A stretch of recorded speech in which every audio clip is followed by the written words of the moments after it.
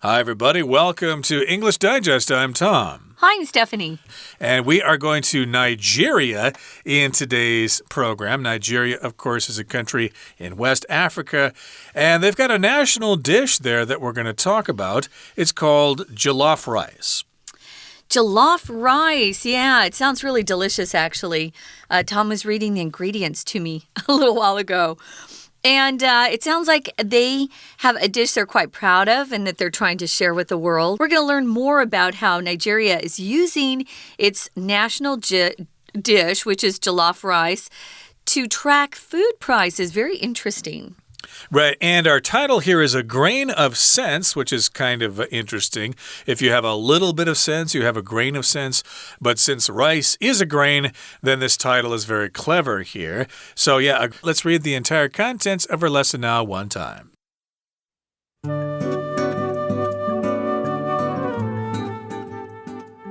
A symbol of national pride enjoyed by Nigerians of every ethnic group, jollof rice has long occupied a special place in the hearts and stomachs of people across the West African country. But recently, this spicy staple has come to symbolize a worsening national struggle against food insecurity. Since 2016, SBM Intel, a Lagos-based research firm, has been using jollof rice to track food prices across Nigeria. The Jollof Index tracks the prices of the main ingredients in the dish in 13 markets across 6 geopolitical zones to calculate how much it costs to prepare the iconic dish for a family of 5 to 6 people. The index is updated monthly from January through November. The data SPM has uncovered is alarming. Food prices in Nigeria have skyrocketed as a consequence of a weak economy, border closures with neighboring countries, and flooding in the country's farming heartlands. The price of the dish reached more than 7,000 naira, 520 NT dollars, in August 2020, putting it far out of reach of the almost 40% of Nigerians who live on less than 10,230 NT dollars per year. Though the Jollof Index only records the cost of a few ingredients in Nigerian markets, their widespread availability means that it is able to reflect food expenditures across the entire economy. As of last summer, Nigerians were spending 56.6% of their income on food, the highest national average in the world. Common substitutes for jollof, including noodle, fish, or egg dishes, have similarly soared in value.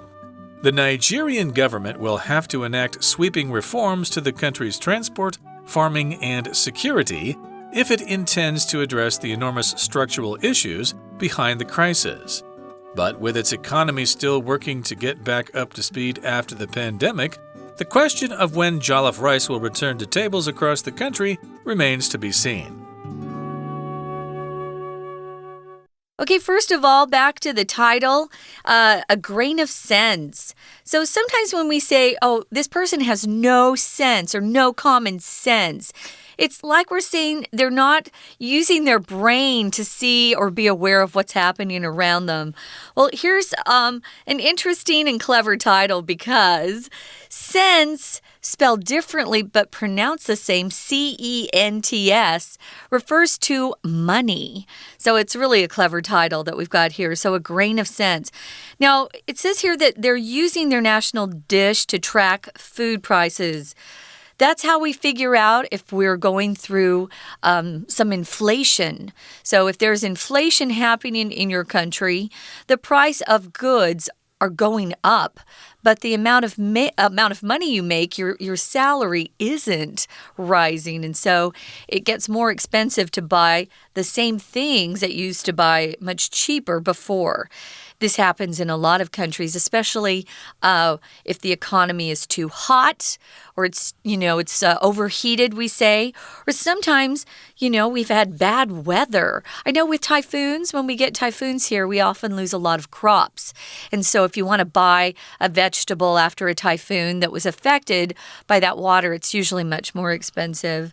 So we're going to track the cost of food by just looking at their national dish.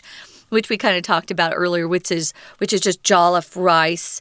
We've also heard it pronounced jollof rice, but you could say jollof rice and be fine.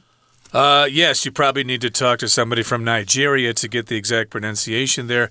But a symbol of national pride enjoyed by Nigerians of every ethnic group, jollof rice has long occupied a special place in the hearts and stomachs of people across the West African country. Yeah. So, indeed, if you're talking about ethnic groups, you're talking about people from different tribes or different nations and things like that.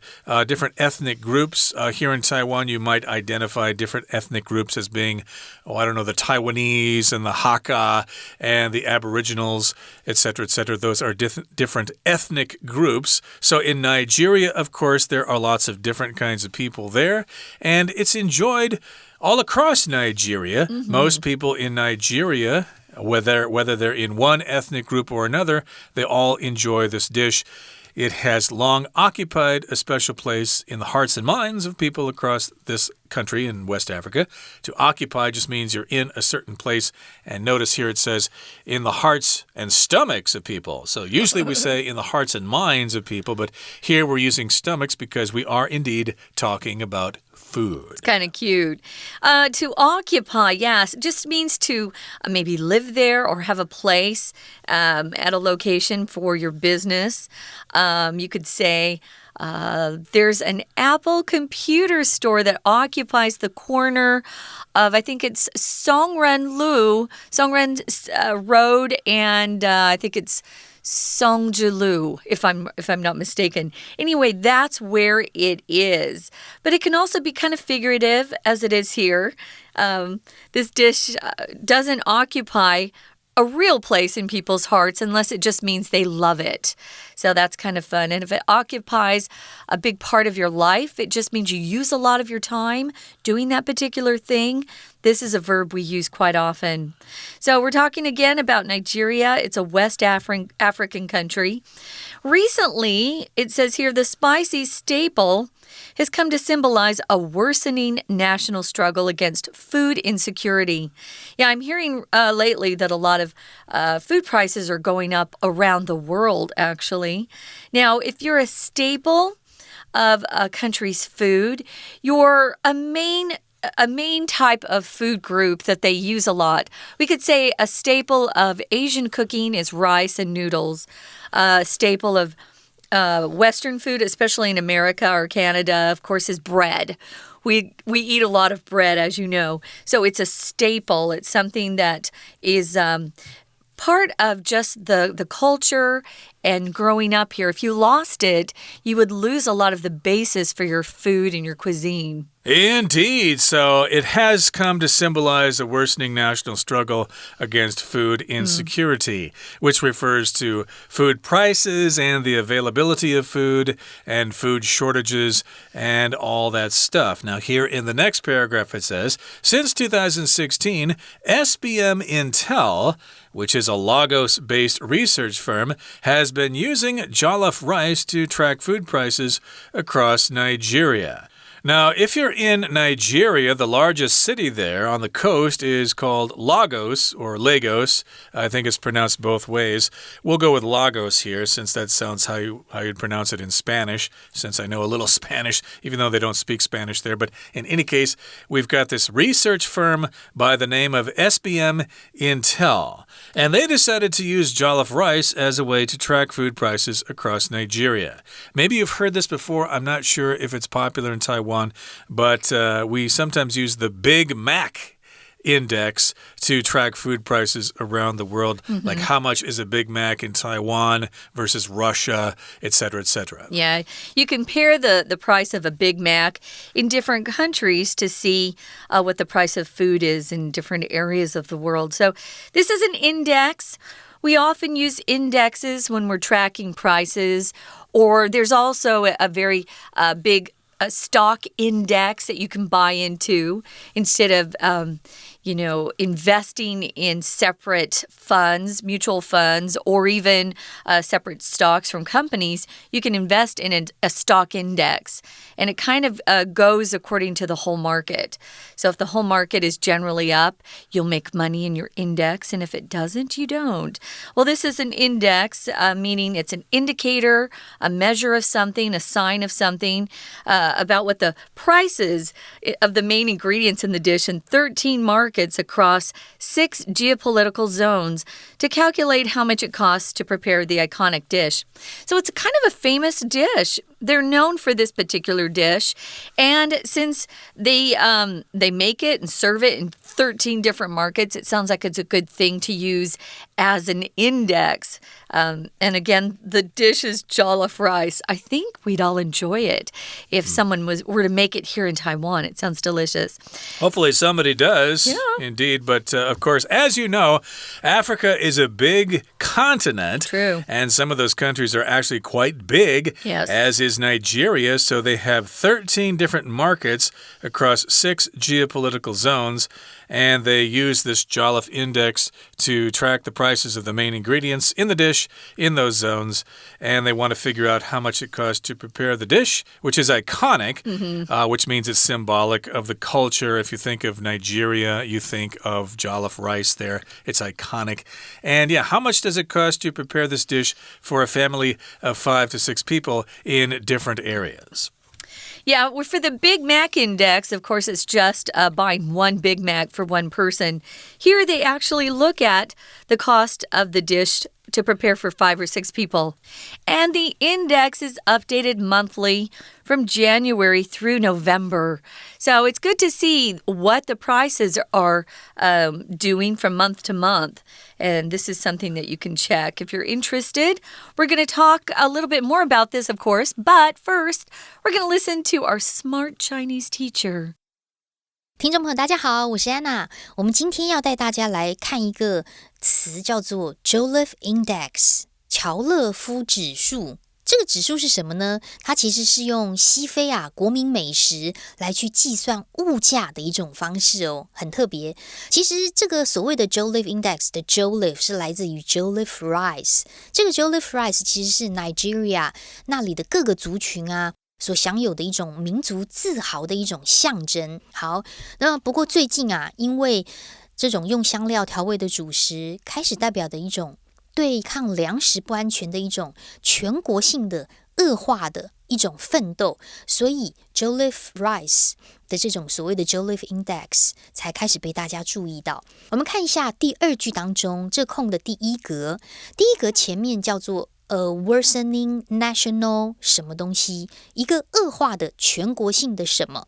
还有一个关键就在于后面有一个介系词 against， 要对抗 food insecurity 食物的不安全，所以 against something。那么根据第一个前面又是形容词，所以第一个应该选一个名词，而且是要对抗什么什么东西的，所以第一个答案选一会比较妥当。好，那我们到底是谁在做这个调查呢？其实是从西元2016年来位于总部 Lagos 这个有一个研究公司SBM Intel， 它一直就在用 Jollof Rice 来追踪所谓的Nigeria 各地的食品的价格。那么 Jollof Index 它就是追踪这一道菜的主要的食材，然后是在各个不同的市场当中它的价格。那么计算呢，一个大概差不多5到6人的家庭，如果要准备这道菜，到底要花多少钱？而且整个指数从1月到11月，每个月都会更新一次。好，同样我们在这一段的地方看到第2句有点长，其实它的动词是 track 追踪。那么它的目的，我们整个跳过地方，到了第2格 to do something 的目的是为了要 to do something 做什么事呢？第2格之后，从号到句尾，我们可以用中括号，为的是要 do something， 可是中括号这里的 how much it cost 指的就是一个价钱，所以根据上下文推断 to calculate 是为了要计算出做一个 Jollof Rice 到底要多少成本，所以第2格选 F calculate 是比较合理的。那么第三句呢，当然整个 index 受到第三格后面的 monthly 每个月都会被怎样怎样哦。第三格前面是 be 动词，所以应该会是一个被动的情况，每个月都会被 updated 被更新，所以第三格选 A 的 updated。 We're going to take a quick break. Stay tuned. We'll be right back.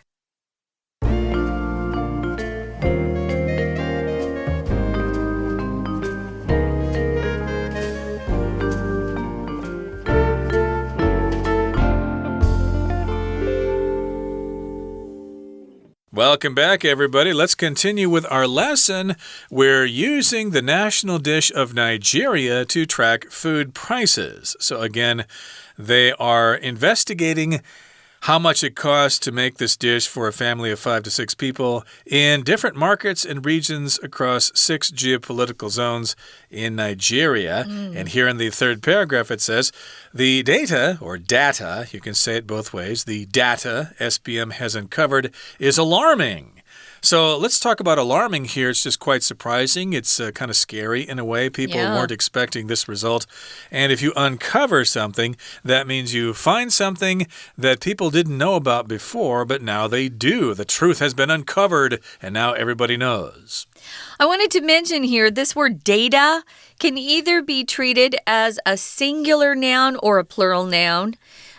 If you're working with someone who's really very, very precise, they might actually write this. The data that has been uncovered are alarming. Data is a plural word. But because a lot of people aren't used to that, we've all kind of just started using data as a singular noun, and it's a little easier. So don't worry about it. You can use either verb. So yeah, like Tom said, if it's uncovered, people didn't know about this. It wasn't very clear earlier, but now that proof or data, scientific facts have been published, people are becoming more scared, more alarmed, a little worried. So food prices in Nigeria have skyrocketed. We'll often use this word skyrocket as a verb to represent something that moves up very quickly or rises very quickly. And a lot of times you'll see it used when we're talking about prices or the stock market, or maybe your economy is really booming. So the economy is skyrocketing. Work is skyrocketing at your company. Maybe your company is doing very well. So we use this to just emphasize how fast something is going up. Because as you know, if a rocket is launched, boy, does it go fast up into the space, up into the air. It does. So, yes, skyrocket here is being used as a verb. And food prices are going up and up and up and up and up and up. Yeah. And why is that, you might be asking? Well, the prices are increasing as a consequence or as a result of a weak economy. Also as a result of border closures with neighboring countries and flooding in the country's farming heartlands. So those would cause prices to go up in lots of places there. They have a weak economy. Their economy is not doing very well. Maybe inflation is really high, so prices keep going up. Also, they've got these border closures. A closure is when something is closed. Closure is a noun, and so border closures means they're not letting people cross the borders between Nigeria and neighboring countries. So that kind of influences trade. And, of course, also we've got the problem of flooding. If it rains a lot, then you're going to have flooding in the farming heartlands, and it's going to destroy crops. And, of course, the price of food is going to go up as a result. Ooh. So the price of the dish, the jollof rice, reached more than 7,000 naira. That's the equivalent of 520 NT dollars in August of 2020. And it says here, putting it far out of reach of the almost 40% of Nigerians who live on less than 10,000 NT dollars per year. Not per month, guys, per year. So, yeah. That would be very scary for these people because this is, what they depend on to eat, to survive and to live. Naira, of course, is probably what they call their dollar, their currency in their language. Here, of course, we use the new Taiwan dollar, NTD. but they use the word naira. So this is scary if almost 40% of Nigerians can't afford to eat their national dish very much of it all because of skyrocketing prices. So it says, though the Jollof Index, remember that's where they track prices, only records the cost of a few ingredients in Nigerian markets, their widespread availability means that it is able to reflect food expenditures across the entire economy. Yeah, so like Tom said, this isn't just about the cost of food. It's about if you can even get your hands on the food, if it's accessible. With all these border closings, as Tom said, it affects trade. And so they're probably not even being able to get their hands on some of these ingredients. And of course, as things are more precious, the cost goes up. So your food expenditures are, it just encompasses all the money you spend on your food, not just your main meals, but your coffee that you might buy in the morning and snacks that you might pick up during the day. This particular index is able to reflect or show people in all of these areas what the food expenditures have risen to, and I guess they've gone really high. Right, so they're looking at the cost of those ingredients that go into this particular dish, the rice, the tomatoes, the meat, the spices, onions, things like that. Green peppers, bell peppers. Right, and they're probably different versions in different areas, but they still try to keep it pretty standard here. And as of last summer, up to last summer, Nigerians were spending 56.6% of their income on food. Wow. The highest national average in the world. That's a lot of money to be spending on food. Just on food to stay alive. Yep, when you need to spend money on other things like air conditioning in the summer and heat in the winter and stuff like that. And, of course, that is the highest national average in the world. What do you suppose the average here in Taiwan is? How much money do people spend on food here? Probably not nearly as much. And common substitutes for jollof, including noodle, fish, or egg dishes, have similarly soared in value. So, yeah, this is pretty expensive, 520 NT dollars for people who don't make more than 10,000 NT dollars a year. That's a luxury there. So they need to look for substitutes, something to take the place of something else. Like, for example, oh, I'm sick today. I can't come into work. Can you substitute for me? Yeah, can you find a substitute? Or if you're trying to lose weight, you might want to find a substitute for sugar or for too much dairy. Yeah, there are different ways to substitute for other things. It's a noun and a verb. Here, of course, it's acting as a noun. Now, in the final paragraph, it says the Nigerian government will have to enact sweeping reforms to the country's transport, farming, and security if it intends to address the enormous structural issues behind the crisis. So in order to fix this problem, our writer, at least, is thinking that the government's going to have to enact sweeping reforms. When you talk about reforms, you're talking about a way to change the way things are. And usually with the government, it comes through laws that are passed. And if you enact something, it just means you put that new law or bill into practice. Sweeping means big changes, not just small reforms or modifications. These are huge changes, sweeping reforms. Reform here, of course, is a noun, but it can be used as a verb. So we might see changes to their transportation system, their farming, and even how they make their country secure if they want to address this problem. Indeed, the government is going to have to do something or people are going to go crazy. But with its economy still working to get back up to speed after the pandemic, the question of when jollof rice will return to tables across the country remains to be seen. So we still have the problem of the bad economy because of the pandemic. Hopefully the pandemic will clear up and their economy can get back up to speed. Get back on its feet? You could say that too. Return to the normal situation it was before. Get back on track. Exactly. But yeah, unless that happens, well, we don't know when jollof rice will return to the tables of Nigeria. That remains to be seen, which means we just don't know about the future. And hopefully they'll be able to figure this out pretty soon because we don't want to hear news of massive starvations going on in Nigeria or anywhere else. Yeah. There's enough people dying of hunger in the world. Let's not add to the figure here. Okay, that brings us to the end of our discussion for today. It's time now to listen to our Chinese teacher. 不过接下来我们看到啊 SBM 这个发现的数据真的是令人非常的担忧。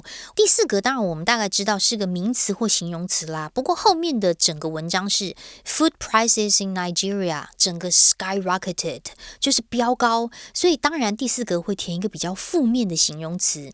所以根据上下文选 I 的 alarming 是比较合理的。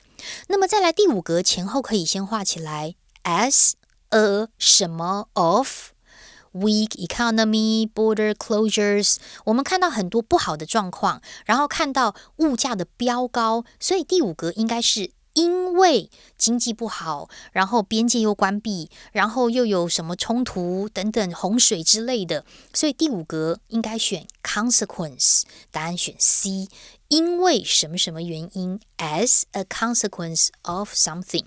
那么接下来我们就看到了，在2020年8月的时候，这个菜肴的价格啊已经超过7000奈拉了，而且它是远远超过将近40%奈及利亚人的生活水平哦，他们年薪还不到这个台币1万多块钱呢。